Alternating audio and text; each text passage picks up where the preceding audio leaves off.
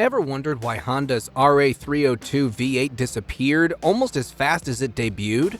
This isn't just another forgotten engine. It's the story of a machine so dangerous, so extreme, that it forced Honda to walk away from Formula One for decades. What really happened with the RA302? Why did the world turn its back on it almost instantly? Today we're diving into the shocking truth behind what many call the most infamous engine disaster in F1 history. And trust me, you'll never look at Honda the same way again. The story of the RA302 is no less than a horror story, but you can't just ignore its significance in F1's history. This is the car that became a lesson for many generations to come. It taught the ambitious minds of every era to know and to respect their limits. So what was it about this car? Obviously, the RA302 V8 air-cooled engine was what mainly set this car apart. But that isn't all. This car was constructed from a magnesium alloy chassis, and it had an oddly extreme cockpit design, with the driver's feet placed ahead of the front axle. And no one could say that these features were anywhere near normal. So how and why did these devils come into being? Time to dive in. By the early 1960s, Honda had a name for itself in the automobile industry. After it became a dominant force in the world of motorcycle racing, Honda was now planning on taking over the F1 by storm. Tsuchiro Honda, the founder of the company, believed that the secret to their insane success in the motorcycle racing industry was the advanced air-cooling engines. And he was sure that if he wanted to build a name in F1 as well, air-cooled engines were what he needed. With Tsuchiro's blessing, Honda France started secretly developing the RA302. In a world of water-cooled engines, this was a car being built to be lighter, simpler, and way more advanced than the competition. And in 1968, this absolute abomination of a car was deemed ready to enter the F1 scene. But why was the banishment of the RA302 V8 engine so important? This car was an atrocity, and the makers deep down knew that too. When Honda's main driver and champion, John Surtees, tested this beast, he was utterly terrified of it. He protested against it, knowing it was not a suitable ride for anyone with brains. He complained that the brakes were terrible and handling this car was next to impossible. He was so afraid of the insanity of the vehicle that he called it a coffin on wheels. And he wasn't wrong. This car was a total red flag through and through. The chassis of the vehicle was designed from a magnesium alloy to make it as lightweight as possible, and it did make the car lightweight. But there was a grave downside to it. The material was highly inflammable. What made this beast even more dangerous was the fact that the material wouldn't just catch fire, it could also explode under stress. Honda's engineers were desperate to make the RA302 work, and they were willing to take some wild risks. One of the craziest moves? They pushed the driver's feet ahead of the front axle, all in a last-ditch effort to balance the car's lightweight frame. But while it helped a little with stability at high speeds, it came at a massive cost. In the rush to fix the handling, they completely overlooked what would happen in a front-end crash, putting the driver in extreme danger with almost zero protection. The RA302 V8 engine was a different type of madness. The engine was a 3.0-liter unit, featuring 32 valves and a double overhead camshaft. The V-angle was 120 degrees to widen it, which was intended to lower the center of gravity and make cornering efficient. This would also make the flow of air easier, so the engine could be cooled effectively. It was perfect in theory, but the reality was anything but perfect. The flattened engine was too wide to be thoroughly cooled by the air cooling system, the rear cylinders specifically. It was impossible to cool all cylinders evenly, especially in race-like conditions. This caused hot spots within the engine. These hot spots were like ticking time bombs. The potential dangers were too extreme. Misfiring, gasket blowouts, and even the risk of detonation. Since the engine was air-cooled instead of being boring, overrated, water-cooled, the car's chances of catching fire were much higher. And because the airflow was not balanced through all the valves of the engine, the air-cooled engine would heat up way more than water-cooled engines. These issues, along with the material of the chassis, made the car an even greater safety hazard. But this isn't all. There was plenty more wrong with the RA302 V8. Because of the RA302's wild 120-degree V angle, a normal crankshaft just wasn't going to cut it. Honda had to pick between designing a custom crankshaft or using a flat one. But either way, it created serious headaches. The engine revved so insanely high that it sent brutal secondary vibrations straight into the crankshaft.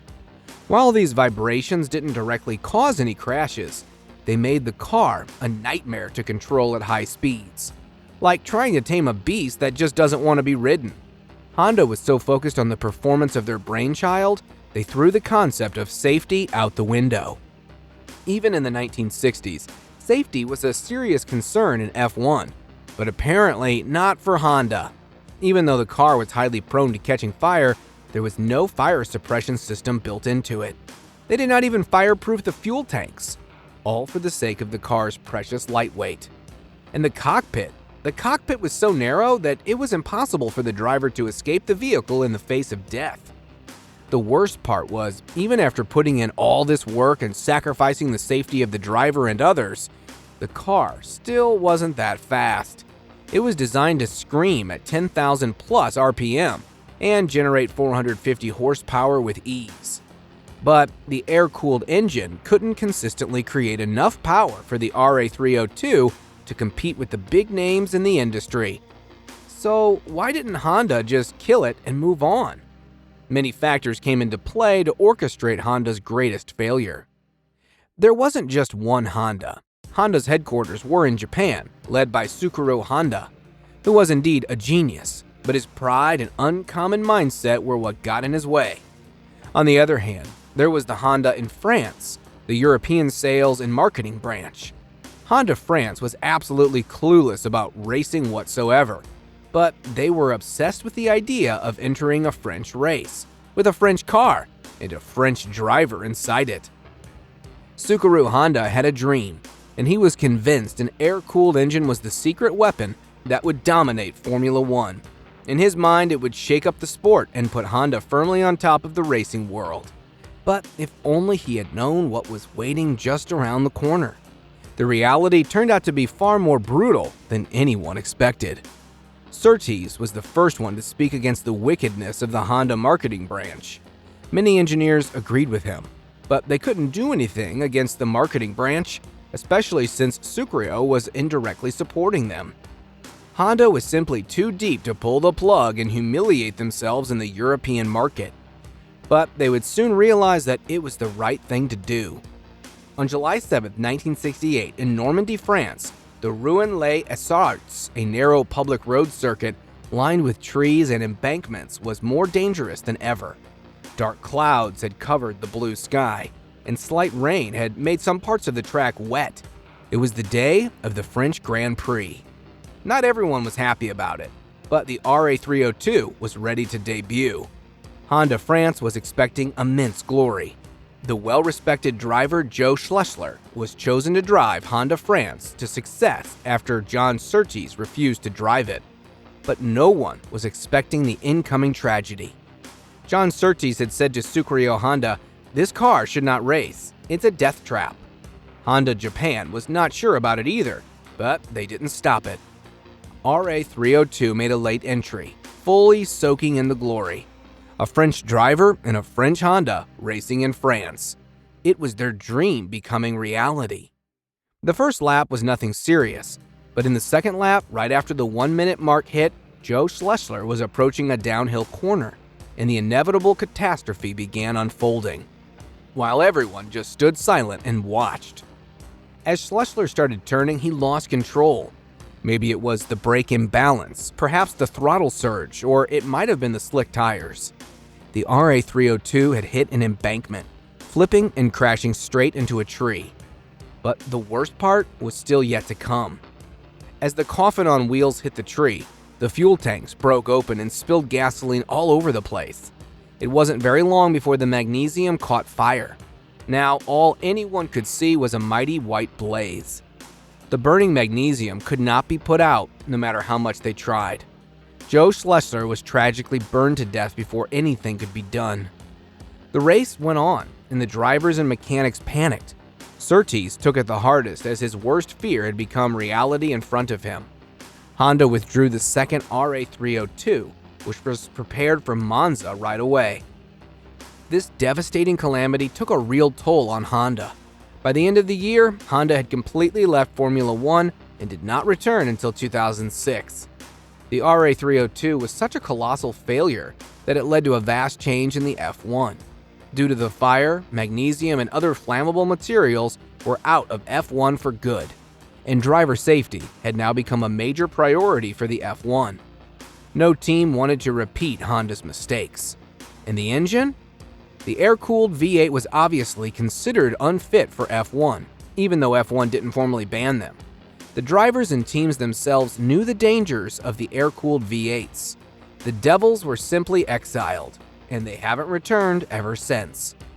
The RA302 V8 was a savage that should never have been allowed to race, but it helped in making Formula One the respectable sport it is today. It became a symbol of tragedy, overambition, and failure. It can never be appreciated, but it will always be remembered.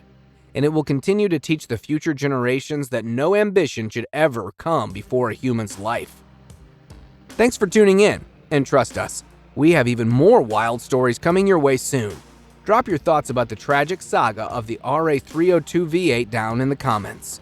We'd love to hear what you think. And don't forget to subscribe so you always are first in line for the next unbelievable chapter in racing history.